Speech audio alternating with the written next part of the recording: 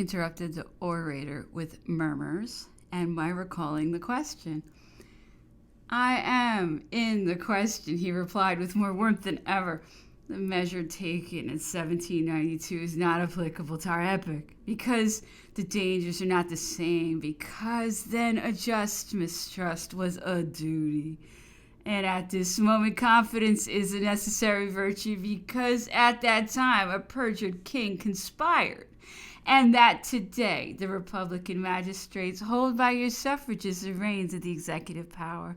Upon this short and feeble discourse, the Chenier Lamarck replied by a harangue prepared like that of Jourdan, and in which the vehemence did not exclude the adroitness, the proclamation of the dangers of the country, and the nomination of a commission of public safety being only, according to him, but auxiliary means to aid the government. He terminated by crying out, "Liberty or death!" The assembly, electrified, rose all together, and repeating this cry, the effect produced by Lamarck had alarmed us. And I spoke in the following terms. In terminating his discourse, last speaker calls for liberty or death. A movement of unanimous approbation has been manifested among us. I will also repeat those admirable words, liberty or death. It is here that liberty would find, if required, her last asylum. Here the suffrages and the opinions are free, and whatever may be your deliberation, no one will suppose that the violence of which this place has been the theater would give to your vote a contrary direction to your real sentiments. No, the excesses to which they have abandoned themselves have not influenced you in any way. Fear and weakness are far from our arms. He who could yield to those vulgar sentiments would be unworthy to sit here. A crowd of the deputies cried, "Yes, yes, speak, speak!"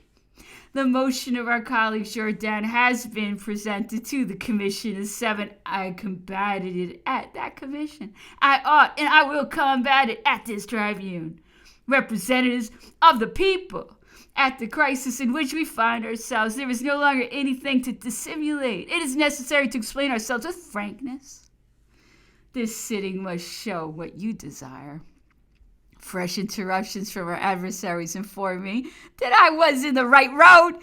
Our intentions are the same without doubt. We all desire to save the Republic, but we differ in the means of saving it. To find the best, we must seek after them with calmness. We must regulate and discuss instead of endeavoring to stifle it. We must enlighten ourselves by a mutual tolerance. We must renounce on both sides imaginary quietudes. What union can you hope for among the people when their representatives give them such an example? But I come to the point. You want to save the Republic. 2 means are offered to you. Some desire the declaration that the country is in danger, the permanence of the councils, the call for a new federation, and above all, a commission of public safety more active. Others, under the circumstances in which we find ourselves, fear that all extraordinary measures may be fatal.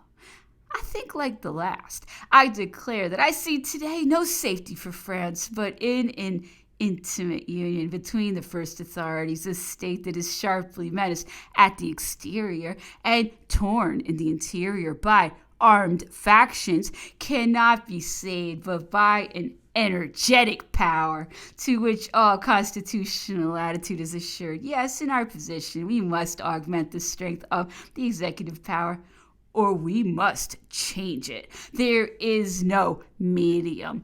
Out of one or the other of these 2 parties, you would have nothing left to do but to accumulate to yourselves all the powers. Is there the safety of the Republic to be seen? At these words, a violent agitation manifested itself in the council. I had put my finger in the wound.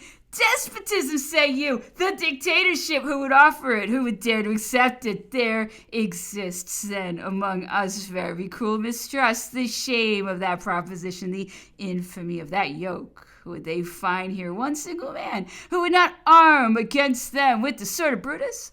But I have only spoken of the dictatorship to reply to those who made use of that word to interrupt me. It is in vain that they would put me aside from the question. I despise the clamors, and I do not fear menaces.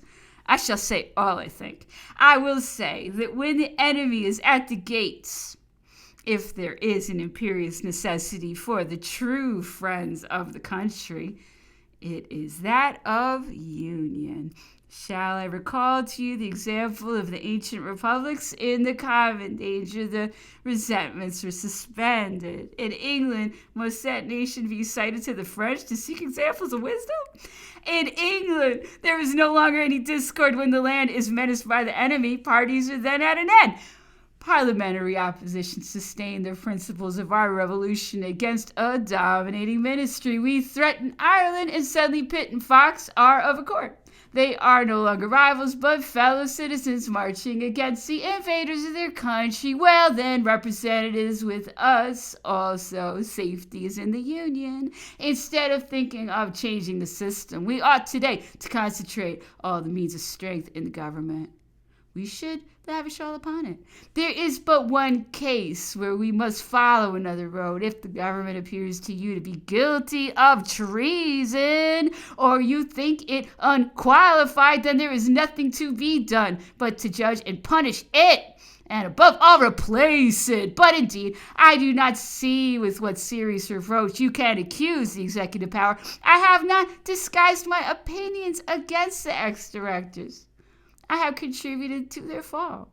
I should act in the same manner, if they deserved it, against their successors. Permit me to inform you that there is in the Republic an authority which, to save the state, we ought to imitate the calm, energetic, and constitutional attitude. If we had followed the example of the Council of Agents, our dangers would have perhaps been less great. As for the reaction which they talk of, the Directory has taken every means to repress it. It is far from my intention to justify any reaction other culpable and fatal. But without action, there is no reaction. And it is the action which is in the first place it would have been wise to prevent. The necessity of giving a great latitude to the executive power in the public dangers is so evident that those who would themselves today overturn the Directory would be obliged tomorrow to reestablish one stronger. Ought not our predecessors to have obeyed that necessity? Was it not to that to which the committee of the convention owed its powers, famous for so many prodigies and so many horrible evils? Of what use, in fact, would a government be that was powerless? What good would an authority be to which contempt was attached, and that they could dare insult it with impunity even beneath the walls of its palace? There were murmurs. Those murmurs, which interrupt me again, strike agreeably to my ear. No one, they tell me, will overturn the Directory. I trust that no person has such an intention, but representatives of the people, do you not see that the system which they propose to you would soon mislead you, in spite of yourselves, beyond all constitutional limits? The measures of permanence, of federation, of dangers proclaimed, of commissions of public safety are good, excellent.